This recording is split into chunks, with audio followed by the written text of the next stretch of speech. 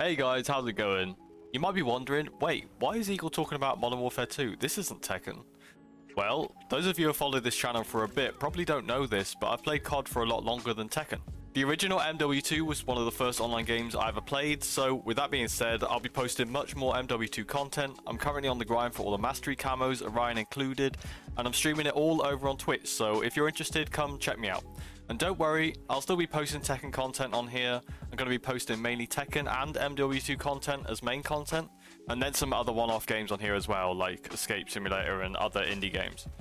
Anyway, let's talk about movement and TTK in MW2. So right off the bat, my thoughts are that either the time to kill needs to be longer, or the movement needs a buff, or both.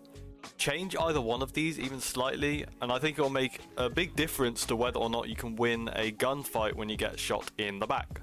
Because at the moment, it feels like one of those things where if you do get shot in the back, there's almost no chance to finesse your opponent and turn the tides, so to speak, like you could back in MW19 with slide cancels and bunny hops, etc.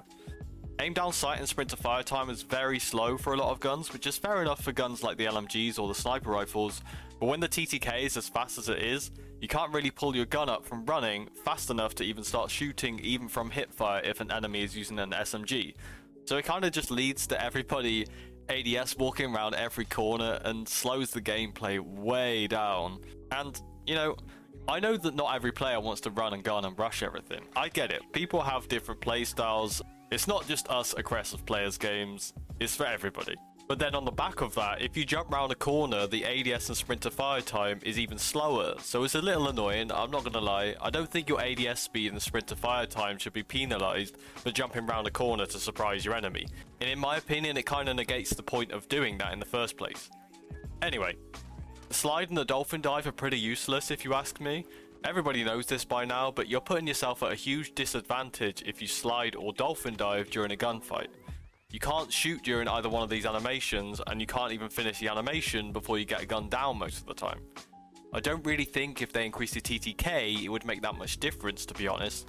So for those two, they'd probably have to be buffed to make them more viable to use when in a gunfight. Like, for instance, making it so you can shoot during the animation of the Dolphin dive or the slide, which I think would be pretty cool anyway, so I kind of hope they buff them.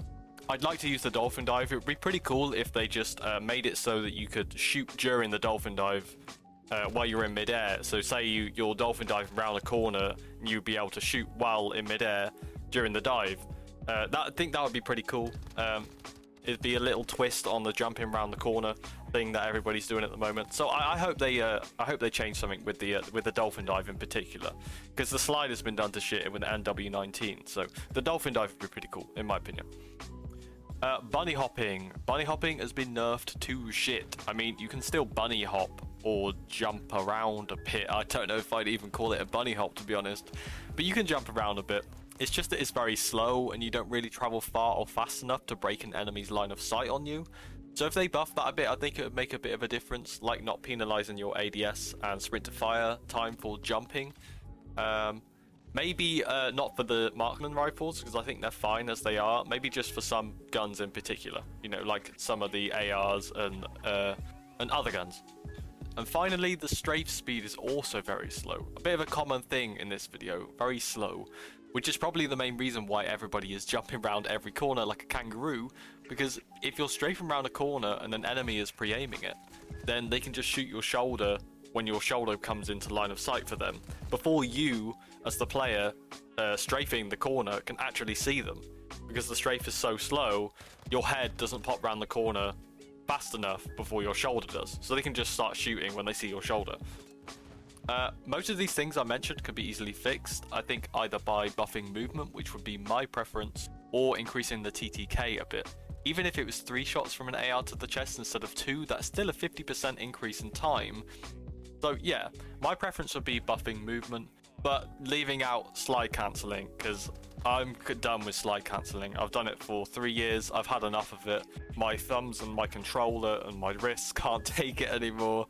I only really did it in MW19 because you kind of had to break people's cameras and just keep up with the competitiveness of SBMM. So, you know, slide cancelling, I'm actually glad that slide cancelling is gone. I just hope that they revert some of the nerfs they made to movement, because in my opinion they just went too far in nerfing some aspects of movement within COD. So yeah, buffing movement but no slide cancels. We can leave that where they belong in the past.